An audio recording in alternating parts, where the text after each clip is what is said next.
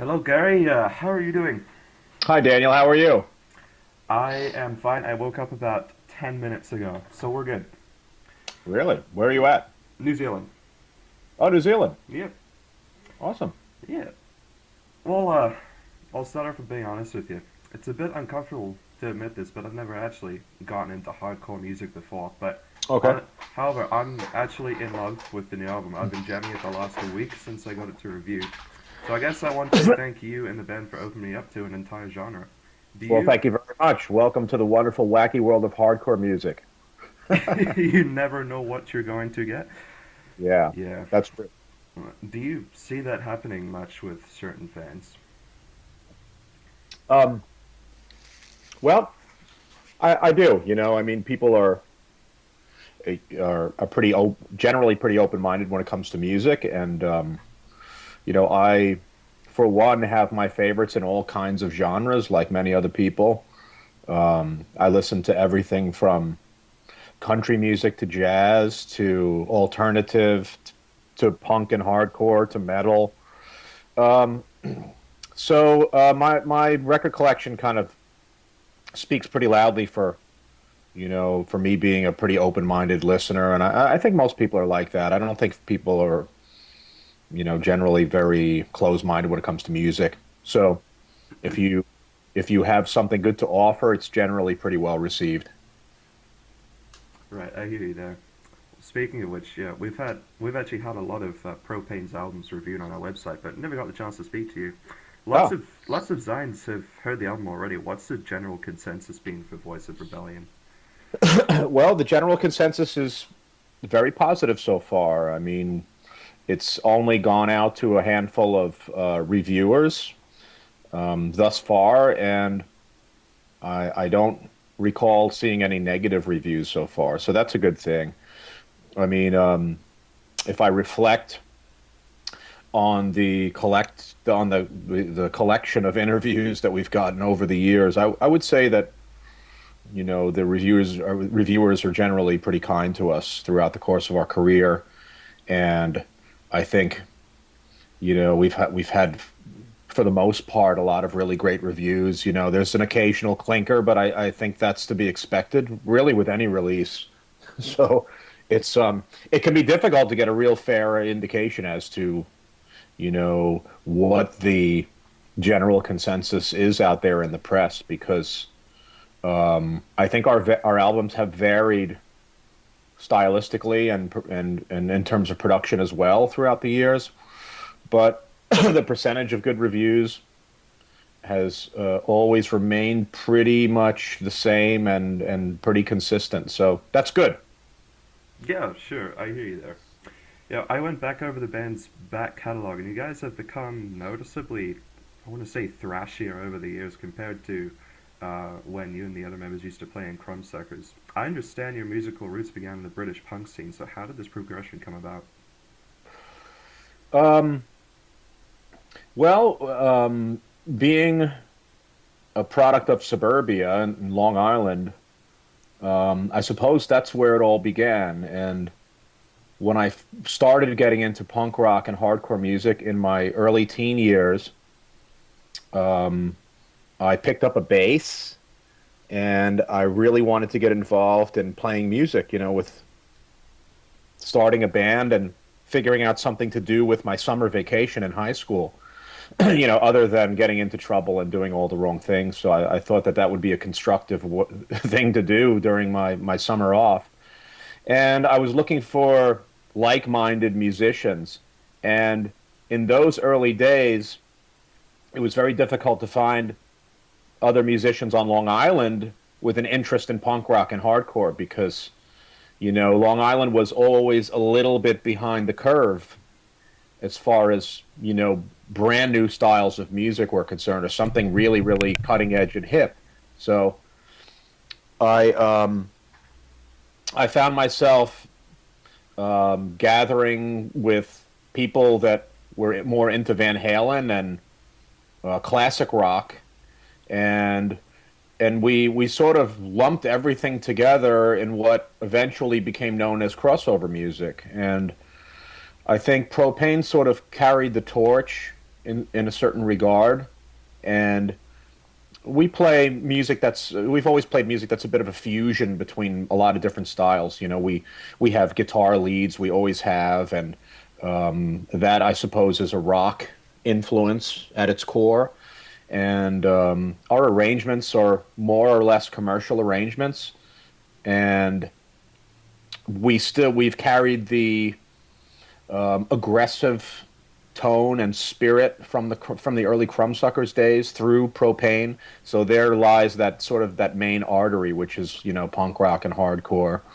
But we're a hybrid band, you know, of a lot of different styles, and certainly not a purist band. I don't think I think the Crumbsuckers were also that sort of musical hybrid.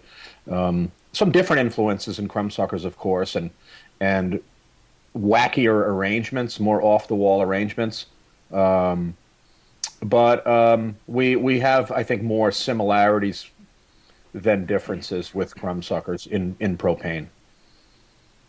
Yeah, look, speaking of Crumbsuckers, I understand there was quite a story behind that band, but after it all dissolved, you and a couple of the other members kind of created Propane out of the ashes of a couple of other shorter lived projects. How did that happen? Well, the demise of the Crumbsuckers began in 1988.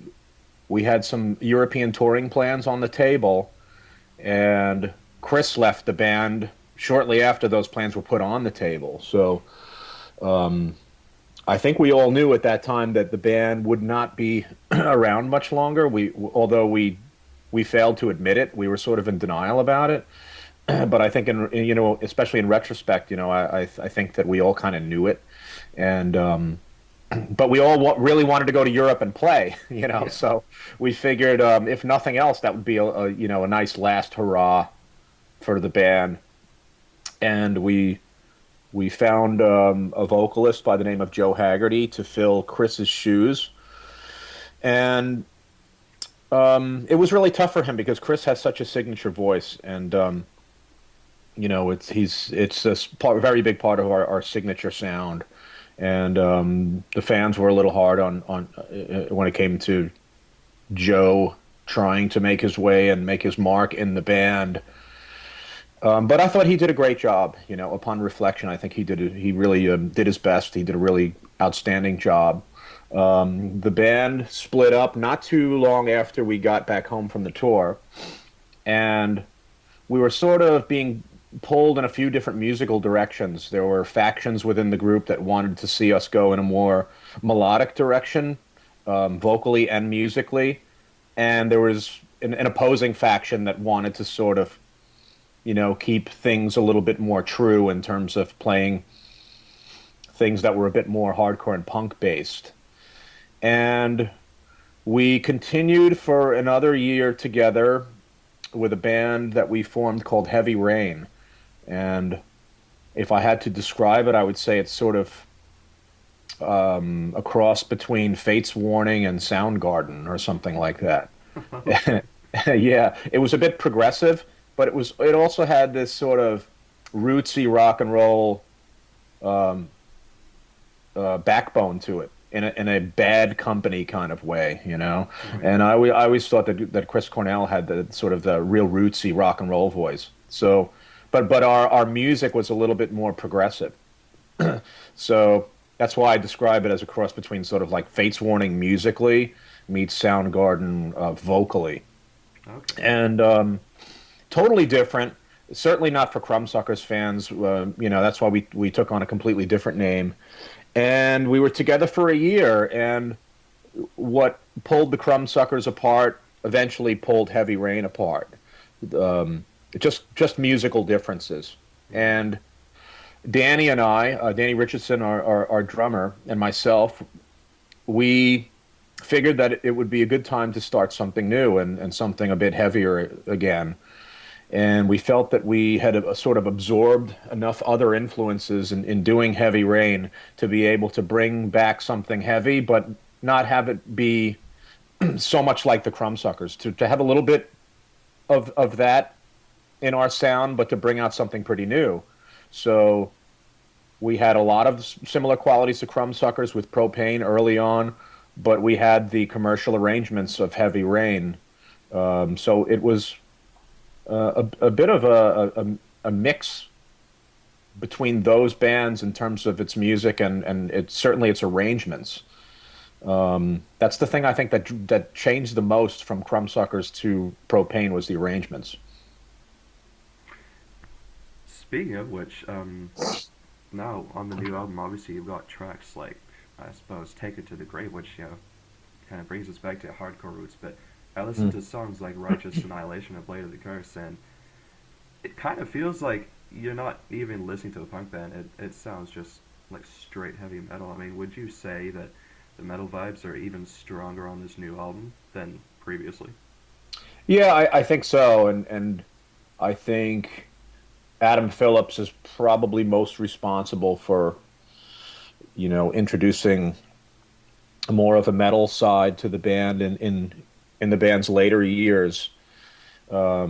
He's a bit of a virtuoso on guitar and other instruments too, and I want to I wanted to let him shine a little bit in the band, and I didn't want when he joined the band in 2011. I didn't want to just have him play somebody else's stuff and not be able to introduce what Adam Phillips is all about into the band. Um, and I think that's important with any new lineup, for it to have a bit of a signature and not have it just be an homage to older stuff. So what you're saying is, when you were to bring in a new member, you'd have them contribute more to the writing process rather than just be, say, I don't know, a new session guy. Yeah, absolutely. For me, it's very important to get the other members inspired enough to bring some writing to the table. And speaking for this new album, Marshall Stevens wrote 3 tracks. Adam Phillips wrote 3 tracks. I contributed to all of the other tracks, and the lyrics have always been my department. So that's like, I guess it's sort of sacred ground. I'm not really so sure why, but it's almost expected of me to write 100% of the lyrics, and I'm not so sure that the other guys would be comfortable writing lyrics. I've never even proposed it to them. Maybe I should. But yeah, musically, it's always great to get the other guys involved, especially new band members, because that's when the things start to get really interesting again, and it's not a matter of the band,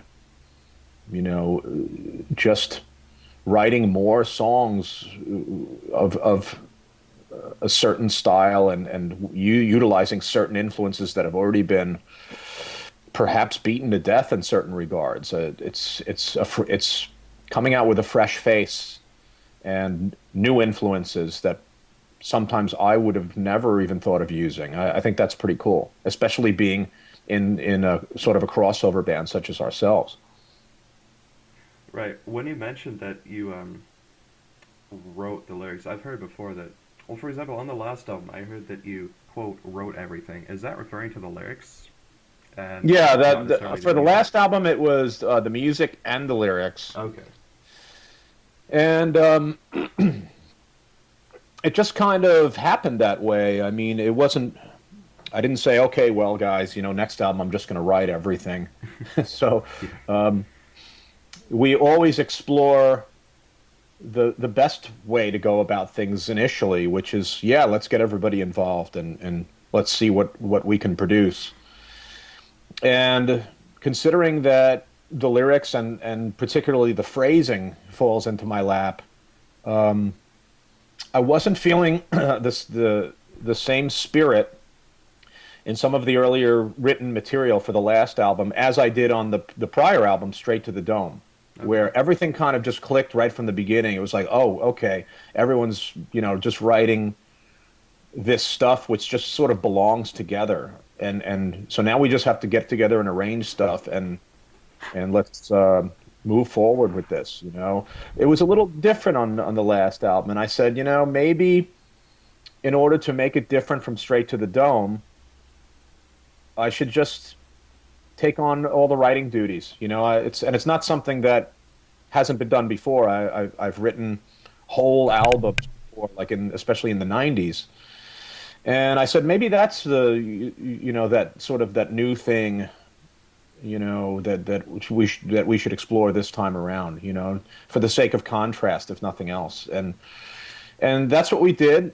And in retrospect, I think it was probably the best move for that particular album. And this album, we brought back a full-on collaboration, and I'm glad we did because there's all this interesting music happening, and with Jonas on drums, when I like program stuff in the writing process, I just program very basic traditional fills, segue fills, if you will, and I like to leave it really open ended for Jonas to put his own signature on the drums, and he does that and more. So he's a drummer that can come in and just bang out all of the tracks in one day, and you can leave them untouched. So there's no drum editing involved with Jonas, which is really awesome. I mean, and in metal and probably half the hardcore productions these days, it's entirely drum edited to pieces, and because bands, for one reason or another, are just searching for perfection these days. I'm not really sure why. I think that subtle imperfections are really cool in rock and roll, and it's something that gives it a human feel, and it's something that should not be shunned. It should be celebrated, and if we can turn out some really great raw drum tracks, that's just the best way to start an album. Then I said, okay, this is going to be great. We just have to lay the guitars down and let everything else take its course. But that's where it all starts. Yeah, it's funny you say that because after listening to the album, the production essentially is perfect. I mean, you can hear everything breathe. I mean, how long did it take you guys to record it? I think all told about 3 weeks, Wow. including the mix and the mastering. And we had to scrap our rhythm guitar tracks twice Okay. Wow. because yeah, it's really really really weird. We had There was a bad tube Right. in the guitar head that we were recording rhythms with, but it was something that was not audible at the time, and it was laying it. What happened was when we went to record our second guitar, it wouldn't stay in tune with the already recorded tracks, and the tuning was perfect unto itself. So I said, what's going on here? And what it was the bad tube was creating a harmonic, and yeah, Wow. a really subtle harmonic in which if you tracked another guitar to it, it it it wouldn't stay in tune. It was completely out of tune. So we had to retrack all of the guitars again, My goodness. um, and we had to scrap our initial ideas for a rhythm guitar 3 and 4. So what you're hearing is just one rhythm per side, Okay. and in for heavy music, I think really that's all you need, because if you have two guitars sort of battling each other on either side, it can make for some unnecessary clutter in the production. Yeah. And if you really want to let things breathe, I think if you have a heavy guitar tone, I think one on each side, either hard panned or kind of sort of hard panned is enough.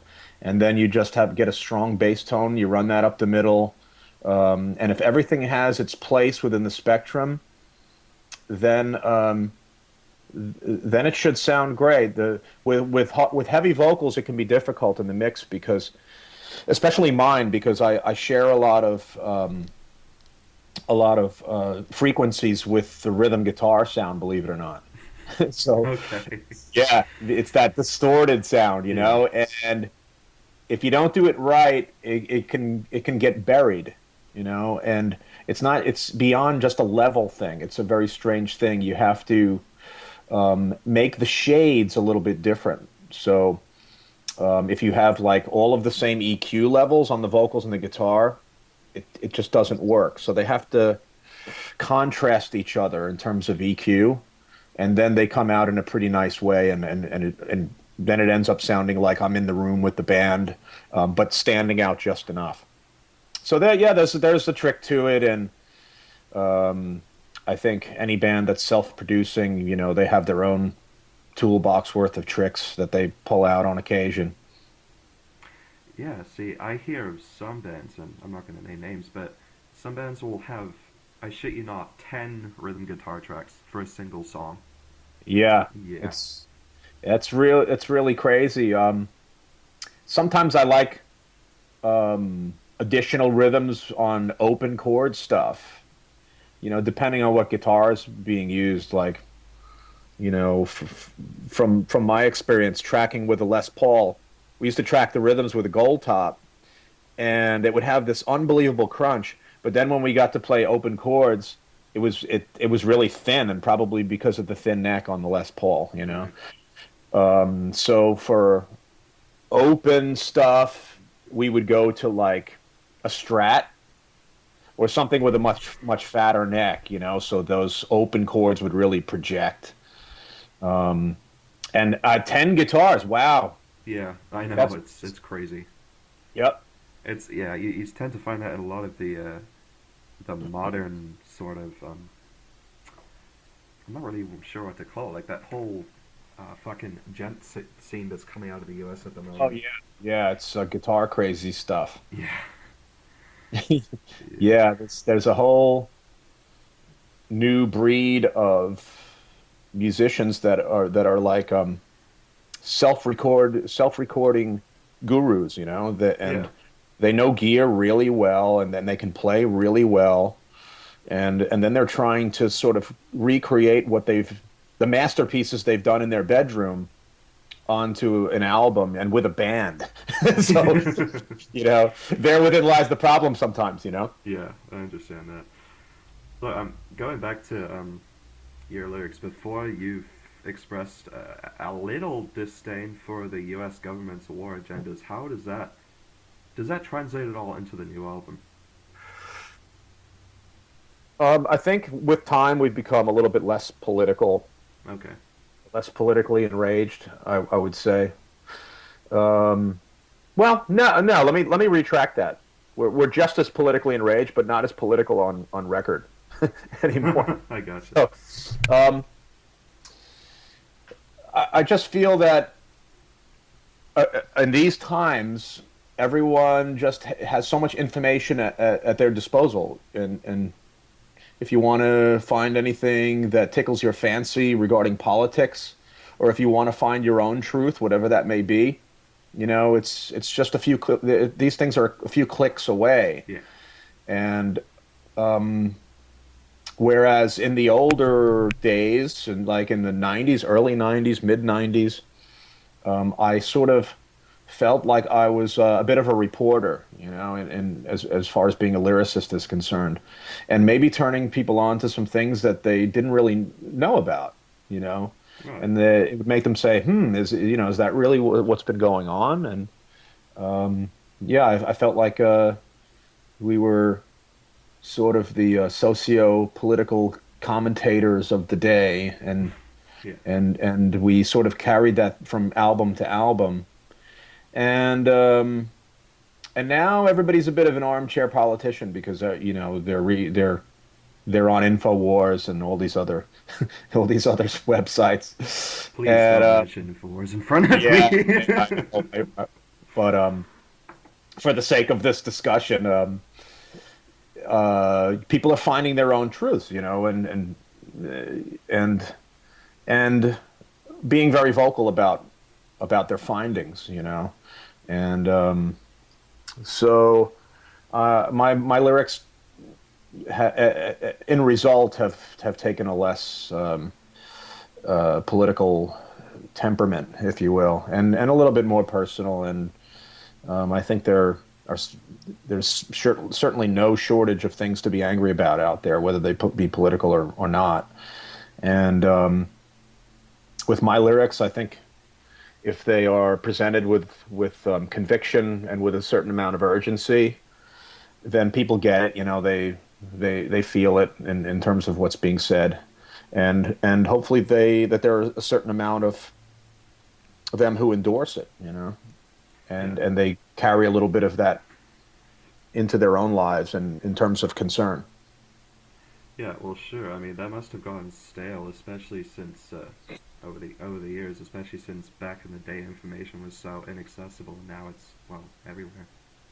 Yeah, it is everywhere, and the with that amount of information, the ignorance sort of runs rampant along with it, and I'm very careful as to who I get my information from, um, and we're all sort of on a crash course trying to find out what the truth is with regard to a lot of matters, and it's all pretty subjective. I don't know, and I've never claimed to be somebody that has all the answers, but I'm just a person trying to bring a lot of negative subject matter to the table to induce discussion, if nothing else. And I think in these times, um, considering we live in a more globalized world than we used to, I think tolerance is very, very important in terms of the world moving forward. I, no, I completely get what you mean there.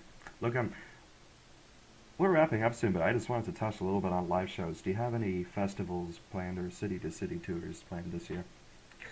Yeah, we begin in early July, and I believe that starts with the With Full Force Festival in East Germany, and Oh, I think it's our fifth appearance there over the years. wow. Okay. It's a real big festival, primarily the harder edge side of metal and punk and hardcore. And I think they do between the 25 and 30,000 attendees, which is great. So we start there on July 3rd, and we're going to continue to play festivals throughout July, August, and September. And and then we're going to plan a November club tour in Europe. And somewhere along the line of 2015, or the remainder of 2015, we're going to try to schedule some North American gigs and hopefully play some other territories in the not too distant future too, because that's always a lot of fun. Whenever we get a chance to play somewhere new, like we did in Colombia last year, just it's just great. I mean, and it's nice to set those kind of goals for the band 24 plus years into the game. Of course. Well, yeah. Like I said, that about wraps it up. All right. Thank you very much for the interview, and I also Thank suppose you very for much. opening my eyes a little bit. Do you, Thanks. yeah, do you have any last words to share? Thank you all very much for your support of Propane for the past 24 plus years.